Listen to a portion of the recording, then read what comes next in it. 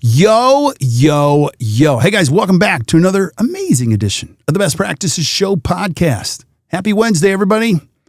On Wednesdays, we do something called Practical Solutions. You show up every Wednesday. We're going to give you something to do. And today is a big one. When you do your hiring, which is harder than ever, dentists make 3 big mistakes. And every time you make these mistakes, you say, what happened? Our goal in these podcasts is to give you a framework so you don't make these mistakes. I have a great coach on. Her name is Michelle Wakeman, and she walks us through the 3 biggest mistakes that dentists make when it comes to hiring. So please listen up. I hope you guys enjoy this, and we'll see you soon.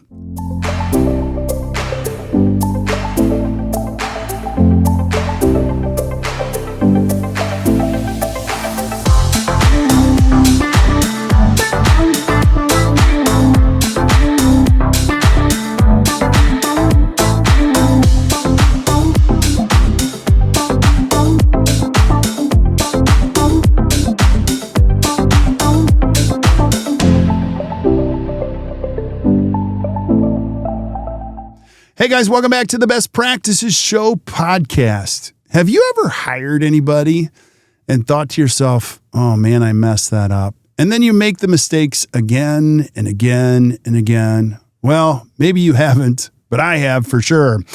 And so today we're going to be talking about one of the biggest, actually 3 of the biggest mistakes that you make in hiring, and we don't want you to make them. And I have an amazing coach on, Michelle Wakeman. Thank you so much for being on, Michelle. I appreciate you. My pleasure. Thank you so much for having me on to chat with you about hiring for 30 minutes. It's super fun. Yeah. And let's go here first. Is this a small topic or a big topic in dentistry? I know that's a... No, this is a huge topic. And I think it goes hand in hand with where dentistry has been in the last 5 years or so since COVID. There's been a lot of turnover. People have left the industry, new people have come into the industry. And so what we notice with a lot of our clients is that they are doing quite a bit of interviewing and quite a bit of hiring. And there are some pretty significant pitfalls that you can find yourself in if you don't have a really good system. We love that word ACT, systems, for how you're going to work through your hiring process. Yeah, I totally agree. And if you're, and I resist the urge to call myself an old timer, but it's been 31 years I've been doing this. And if you've been hiring or if you've been an entrepreneur for more than 3 decades or close to 3 decades, you kind of revel in how it used to be. It wasn't this hard. And then like 2 decades ago, it got harder. And then in the last 5 years, I think it's been harder than ever. And I think we've all just come to the conclusion that that's true. And what that means for us is that we have to up our game and we have to think better about this. And I love how you said system. Take us through this. Where do we start? Let's start high level and break this down. Yeah, absolutely. So what it starts with is needing to hire someone. So before you even get to that point, I encourage you, make sure that you have a position that needs to be filled. One of my favorite Kirkisms is don't throw bodies at inefficiencies. And it's so true. You may not necessarily need to fill a position. So before you do that, talk to your team, make sure that you have all of your ducks in a row and that you do actually have the need for another position to fill. Now, once you've accomplished that, make sure that you have a job description. The amount of times that I see somebody hiring and I'm like, okay, what are you hiring them for? Well, to work up front. Okay, awesome. We need somebody to work up front. What are they going to do up front? Well, they're going to do the upfront things. Right. So that can mean 1,000 different things. So it's so important to have it nailed down so that you can then narrow it down to the right candidates. Yeah. Absolutely. And so being that it's so hard now compared to the way it used to be, I'm a big fan of having the system and then also building a bench, starting it. And totally. Don't fall into the traps of like, oh, we got to find somebody. So let's start the process. And now you get into this whole thing. And let's talk about this. Decision fatigue is real. It's very real. You have all these candidates come in, and if you don't do this right, what you end up doing, which is what I did, is you choose the least worst option. You're not really choosing the best candidate. You're choosing least worst. So can you speak to that a little bit, Michelle?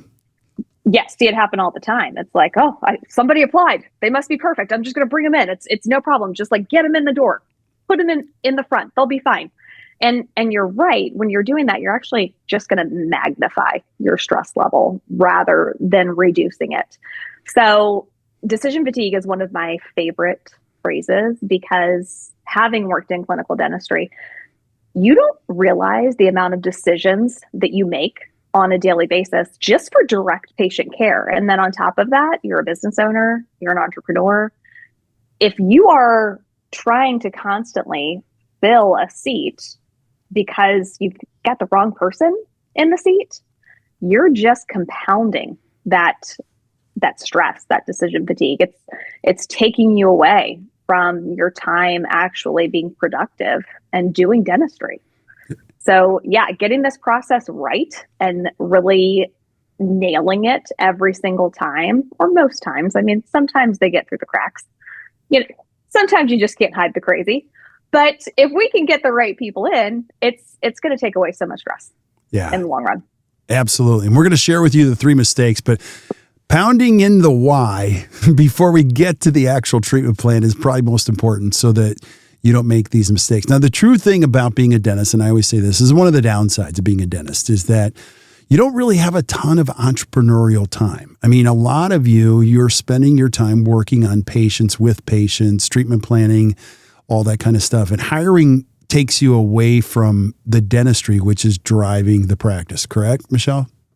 Yeah, totally. And I hate it when I hear my clients say that they're staying late, after work. They work a full day till 5. And then they're doing interviews until 8 that night. I want you home with your family. I mean, that's what it's all about. You should be able to go to work, do a really excellent job taking care of your dentistry, and then be able to have that balance, that work-life balance. And again, if you're constantly going through the cycle of hiring and firing, you're spending all of your extra time not with your family, but working on your business. Yeah. So yeah, having a more efficient system helps tremendously. Yeah. And if you're like me, you're doing it after the productive time, which means you're fatigued, which means you're making bad decisions.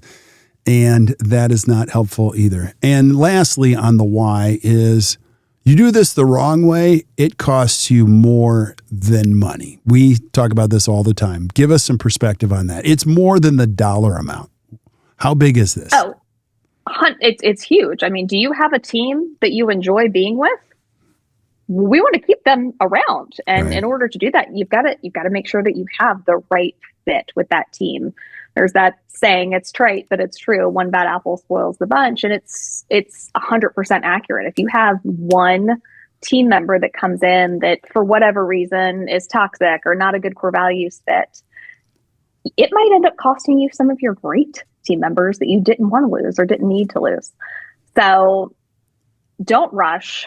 Make sure that you're not just churning and burning through team members. Take your time, have a system in place, and hire the right person. Yeah.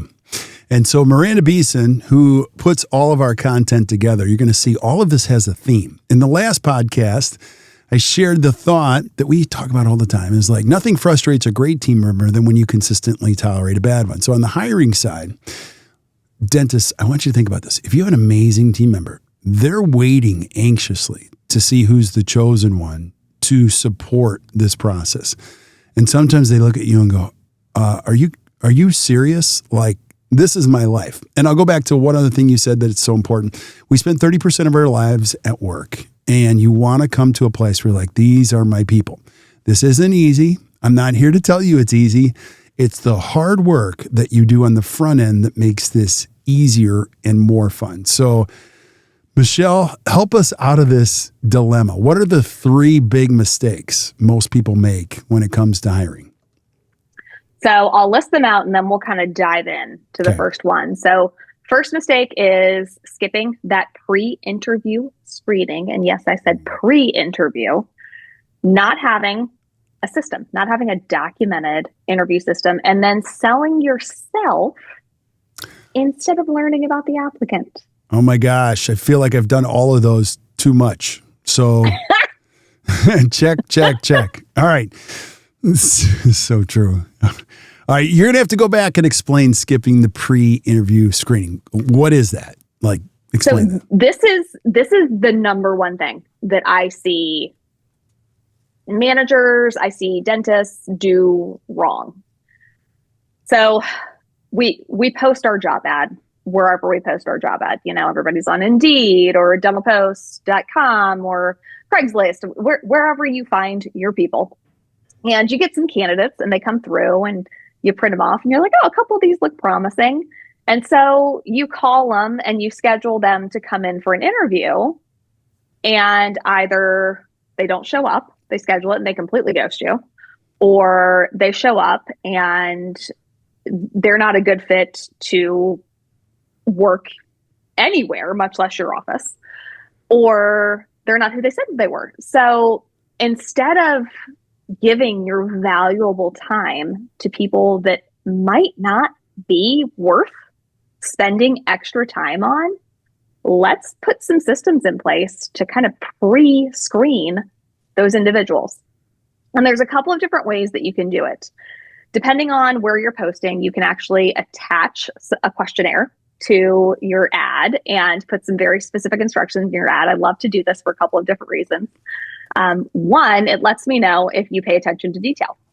Did you actually read the ad, and did you follow the directions?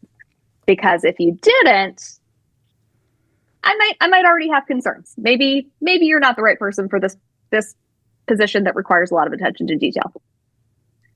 You're going to make some really specific questions that are core to who you are. I encourage you to wrap your core values into some of those questions. You know, if you have a core value of always be growing, like we do at ACT, you might want to ask something about, hey, when was the last continuing education course you took, or what was your favorite one? Let's find out if that person actually seeks out opportunities to learn. So now, before we even pick up the phone, before we even take the time to do that, we've already weeded through a good amount of applicants, and we can now hone in on a better pool to focus our time on. Love it. Absolutely love it. And you said be specific, see if people follow directions. And Andy just shared with me, we have a member of the BPA community who asked, did you hear about this?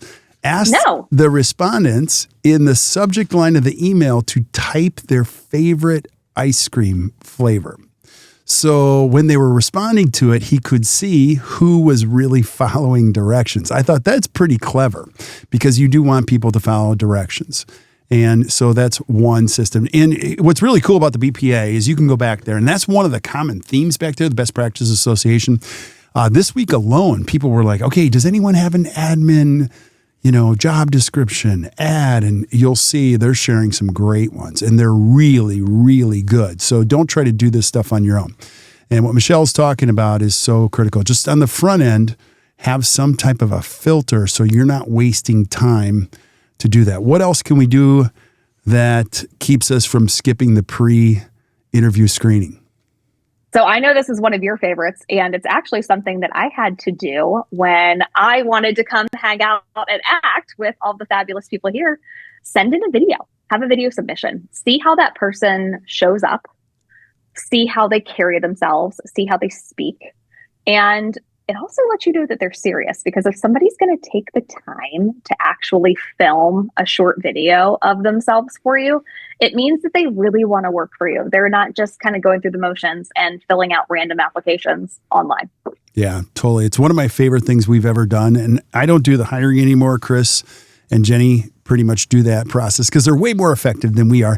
And I mean, Barrett, in this whole thing. But the video submission was a huge one. And I can't remember who gave us that. But think about this. In your practice, when you're looking for a position, ask people to hold up their phone and just answer a question, create a video submission. If you can't hold your phone up for 60 seconds and speak into your phone why you'd be a good candidate for this role, we're not going to interview you. And on that side of things, Michelle, you're exactly right. People show up, and there are some video submissions we get. I don't see them too often. And you're like, oh my gosh, no way, not a chance. And then there are other ones you're like, wow, that is really good. And I hate to say this, but Chris could say, she's like, the video submission pretty much is pretty accurate from that perspective on whether or not we're going to hire them. Here's why. If you don't do this, you're going to schedule an hour with these people, and a half hour, and you're going to go, oh my gosh, there are going to be some interviews that you're going to see a lot of people ghost you. You're like, I set up an hour and they didn't even show. So you're going to eliminate that and save a ton of time with the video submission.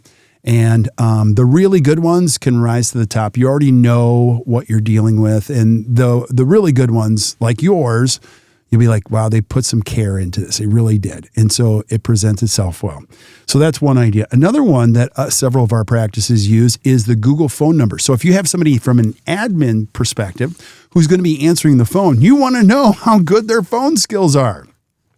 And so you can go to Google right now, get a free phone number, and you can leave a message on it. And it can be an autonomous phone number, and you can put your own message on and say, hey, thanks for calling this phone number. I know that you're inquiring about the role in our practice to be an admin team member. And one of your responsibilities is to handle phone skills. We'd like to know why you'd be good. Please leave a message after the beep, why you'd be good for this role. I think if you're not even looking for somebody, you should do this anyway, just because it's so much fun. This is what you're going to hear. Hello, hi. I saw your ad. I'm really good at answering the phone, and I like people. And you're going to be like, oh my gosh, if they can't leave a great message on that machine you've created, can you imagine what they're going to do with your phone system calling patients? So it becomes a great, easy filter to start. So I love this, front loading all of this. And please do not skip the pre-interview screening. Great one. Awesome.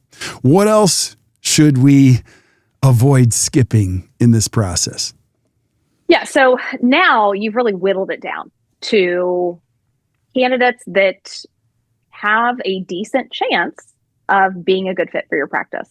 So the next step is, and again, this kind of speaks to the decision fatigue piece, have a system that's written out that your entire team is aware of. Like, hey guys, when we bring somebody new into the office to potentially bring them into our work family, that this is how we do it. So make sure that you have preset questions that are aligned to the role that you're looking to fill. I talked a little bit about having defined roles. Let's make sure we tell the person what the job is that they're applying for. When we're interviewing them, here are the items that you'll be responsible for on a daily basis. And now that person knows exactly what to expect, and they know what they're going to be responsible for on a daily basis.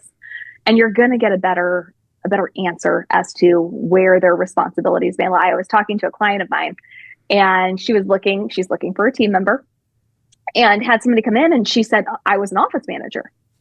Well, what do we know about the title office manager? Well, it can mean 1,000 different things depending on where you work. So to have her say, yes, I want you to be an office manager. Well, what does that mean in your practice? What duties does that person take care of? It's also really important to have a structured timeline. When are you taking care of your interviews? Are you doing them on, your Fridays because you are only in the office Monday through Thursday? Or are you doing them after work? Are you doing them during lunch? Do we have a scorecard to kind of keep track? It gets confusing when you are interviewing multiple candidates, and you'll find that they have similar backgrounds or similar qualities, especially in dentistry. So you want to ensure that you have a way to keep track of kind of where they fall on your list of the things that you're looking for out of them. Yeah, I love all of this. A couple things I'll piggyback on is defining who does the interviewing. If you're a dentist and you're just looking to fill some and you haven't really had a good track record, it is time to give that responsibility to someone else or a group of somebody else. We've had many practices in the BPA have team members. Dentists will assign team members or a group of team members to identify 2 candidates, and then they go to lunch with them, and then they offer the suggestion on who might be the best fit. Now, the psychology behind that is powerful, because if I'm a team member that works for you and I've taken these 2 candidates out to dinner or out to lunch, and I've picked Michelle, I'm going to be more invested in making sure Michelle is successful because I was behind that decision. And that's exactly what we do. Jenny and Chris, they bring us, and I'm like, okay, what do you think? And they're like, I don't know. I'm going to bet on this one. And usually they are right. The other thing you mentioned is a scorecard or rating system, because, and we use that for everything in the Behrendt family. I need a number for the restaurant. I need a number for, because people will say great or good, or that means different things. So internally, what we do here at ACT is like, I want a number. Jenny, give me a number. 9.2. And I'm like, ooh, 9.2. And then Chris might say 8.6. And I'm like, why? Now we can go a little bit more into the details of why there's a larger gap with one than the other. And they'll do the same with us too. So I think you're not going to get a 10. You're not looking for that. But you can all come together on what the biggest, you can get a clear idea of how this all works. And preset questions where you're not making them up. Gosh, all of this is so powerful. I love it. Anything else you would add before we give them number 3? Yeah. So I would say along the lines of your questions, be very intentional. Make sure they're open-ended. Don't ask yes, no questions. I like very global questions. Like, tell me about yourself. Let the candidate take it where it should go. And then you can ask them follow-up questions. Yeah. Can I throw one in there too? Yeah. I love that, because you just prompted that. Now, again, I don't do the hiring here, but tell me your story is one of my favorite, because people go, well, how much of my story? I'm like, as far back as you want to go. They will tell you sometimes things you're like, wow, I didn't need to know that. And it's like they forget that they're in a job interview. Now, some of their stories are amazing, like amazing. And some of them give you great context to who they will be after you hire. If they have a story that's filled with angst on previous bosses and previous practices and previous team members, you're going to see that if you hire people. But if people are like, hey, listen, greatest. And so that's a great one. And I love that. So I'm sorry, I didn't mean to jump in there, but you're prompting some good stuff.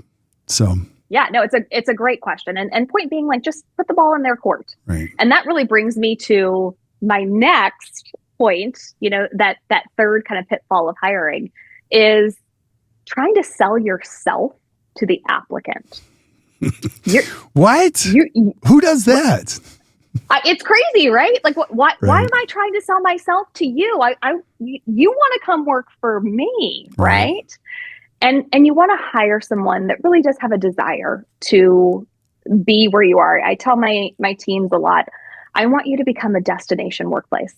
I want you to be the practice that you hear about out in town where it's like, oh, nobody ever leaves there because it's the best. And why is it the best? Well, it's the best because you've intentionally created a culture that supports your team and takes really great care of the people that you see. So in order to do that, you got to talk about yourself a little bit less. Let that candidate talk a little bit more. We talk about the 80-20 rule. So you really want that candidate to be doing about 80% of the talking. Again, open-ended questions, power in the pause, just kind of sit back, let them go. And like you were just pointing out, Kirk, sometimes you'll get more information than you wanted. And it's probably good to have that information on the front end rather than, 3 months into training. And now you're finding out maybe things that aren't ideal about that candidate. Yeah, you're so true. This is really, really hard for a lot of people, myself included, is you're just waiting for the window to really galvanize them around why they should work here. And so resist the urge as much as possible. Get them talking as much as possible. And ask them, what clarifying questions do they have? And I usually find that's the best segue. One more thing I'll just add, and again, I don't do the hiring, but I'm waiting patiently for what kind of a question they may ask. Like, so the perfect segue between all of these things that Michelle has laid out is like, what questions can I clarify for you about this role? My hope is they'd come equipped with you're like, wow, that's a really good question. If they go, no, I don't really have any questions. When do we get paid? Like if they go really quick to when do we get paid? And it's really those logistics. It's not entirely bad, but it's not a good sign. Like I'm looking for somebody that's thoughtful, like really you can always tell the quality of I should be careful about like the quality of the question tells me a lot. Wouldn't you agree? Like a really good, thoughtful question. And I also like a little bit of hard to get. Do you know what I mean? Like, no, yeah. Like I'll add a couple things. Remember, the perfect employee, team member, they're not unemployed. They actually work somewhere else. There's not a bunch of people fall in love with this idea of like, well, there's amazing team members out there that are not employed. No, everybody you're looking for, they're employed somewhere else. They're just looking for the next opportunity. So you have to be very cognizant of that. And why this is so important is that when you get the right team members in place and you get a great hiring process, it doesn't affect your life. It changes everybody's life. Having the right team member and coupling them with a second right team member, it doesn't become 1 + 1 = 3. It's 1 + 1 = 11. Because those two people can do so many things together that you could never do. So finding the right person, having a process in there, not being quick, and giving them every opportunity to succeed is so important. So you're the star here, Michelle. I'm talking way too much. So what else would you say? Give us some final thoughts on this. Kirk, let's be honest. Your radio voice is much better than my radio voice. No, it's not. So talk away. Well, so. Yo, you go. I thought you were actually. No, you go. I love Michelle because we're the same personality style. So we're just two people, like Alice Hale said, just two people that are party waiting for a place to happen. Just to hang out in a group of people. So you go. Take us home on this one. I love it, and you did touch on a good point, which is. If this is a candidate who likely is gainfully employed somewhere, you do want to sell them on the position a little bit, but wait until you're sure that that's the person that you want. That's when you bring in the big guns of like, okay, let me give you the real deal about how amazing this place is. And first, I mean, that is probably my biggest tip. Know what you're looking for, again, before you even get started. Don't go out there just casting a wide net, trying to find a body to just stick behind your front desk. There's more to it than that. Make sure you're finding the cultural fit, the core values fit. I love it when my clients use their core values in their hiring because that's who you are. And the right candidate is going to be really excited to know that you have core values and to know that you hire by them and you hold your team members accountable to them. So share that with them. I also want you to know, and this is something that we all learn when we are in either like my background's in hygiene, and if you don't write it down, it didn't happen, right? So make sure your system is documented, have it on paper so that you know exactly what to do every single time, because hopefully you're going long periods of time in between needing to hire. So you're not going to remember what you did last time. Have it written down. Make sure that you have that system. And then again, the wrap up to that is try not to hire out of desperation. I love your tip of having a bench. Always be accepting applications. Always be accepting people who might be a good fit for your practice. Network constantly, because you never know when you might have some sort of life circumstance that comes up where you need to find someone to fill in your team. So keep your eyes open and don't hire out of desperation. Yeah. Just don't be desperate. I would, and be cognizant of being open with your team about, I know you guys are spread thin. I know that we're all picking up a little bit extra right now, but it's important to me that when I do get someone in here, that they are a help, not a hindrance. Yeah. And so we're going to wait until we get the right person. Bring your team into it. Make sure that they're part of that process. Yeah, absolutely. So well said, Michelle. And I'll just add one more piece of clarity. People always ask me, well, what does the bench mean? Are you hiring people? No, you're always looking for talented people, and you're being super clear about them, with them, when this position might be open. Now, think about it. It slows the process down. We don't jump into this desperational position. And you'll show the candidates, look, we're a really great organization. And when the time comes, you might be a great fit, type of a thing. We've even had people refer other people and not take the job, say, look, I'm going to go take another job, but I have a friend that would be a great fit here. And you can keep them in, your system of people that you can reach out to. Because at the end of the day, like we said at the beginning, hiring is harder than ever. I see no day where it's going to get easier. And I don't mean to freak you out, but this is the stuff I hear. People can go to Indeed right now, copy your ad off of Indeed, put it into ChatGPT 4.5 and say, write me the perfect resume for this job. Oh, add a cover letter too. And you will get that and you'll read it and go, this is amazing. Wow, this is like perfect. So I'm not going to say everybody's going to do that, but you have to have a higher level of, thought in this whole process, because finding the right people just isn't easy. So try to avoid these 3 mistakes at the end of the day. So Michelle, great job. I really appreciate you so much.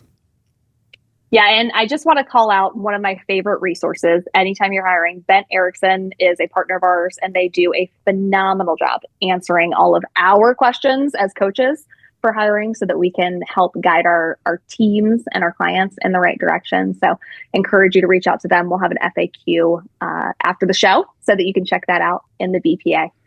You can also contact Courtney to learn more about ACT at any point. We look forward to hearing from all of you. Yeah, and you're free to get that resource. We actually created this resource for our clients. It's Bent Ericksen's Hiring FAQs. I totally agree. They cover every scenario, things you would never think about, and they're the best, period. Bent Ericksen, if you don't have them on your team, you're missing out. And they created a beautiful FAQ. If you want a copy of it, you can email Courtney at actdental.com, and she'll give you a copy of that. It's a great tool to have, and that's just a small element of some of the other tools that we have in the Best Practices Association. All this stuff, you're going to see, we're going to keep bringing it. We love this stuff in the podcast element, and all of the things we're talking about, we have tools for this back in the Best Practices Association. It's free. You can actually start your journey today. Go back on the Apple Store, and then I always get the Apple Store, Google Play Store, and you can search it for free. Search Best Practices Association. You can start the journey for free, and then you can upgrade to see the tools, see the conversations, be part of the community, and then eventually, if you want to come to the Top Study Club, you can. It's all there waiting for you. So thanks again, Michelle. I really appreciate you. As always, this is awesome. Love it, love it, love it. So, thanks. Thank you. I appreciate you having me on, Kirk. We had too much fun today. Oh my gosh, you get for sure, and you're going to keep coming back again and again and again. So stick around while we say goodbye to everybody else. But thank you guys for listening to the Best Practices Show podcast. If you enjoyed today, do us a favor, hit the share button. I don't know how this is growing. I don't care. I don't even know. We just love this stuff, and we're going to keep bringing it. We have like over 800 and some episodes. We've got 8,000 more because we can talk about this stuff all day. So you keep showing up. We're going to keep bringing it. So until we see you guys next time, or you hear from us next time, keep watching or keep listening to the Best Practices Show. You guys enjoy your day.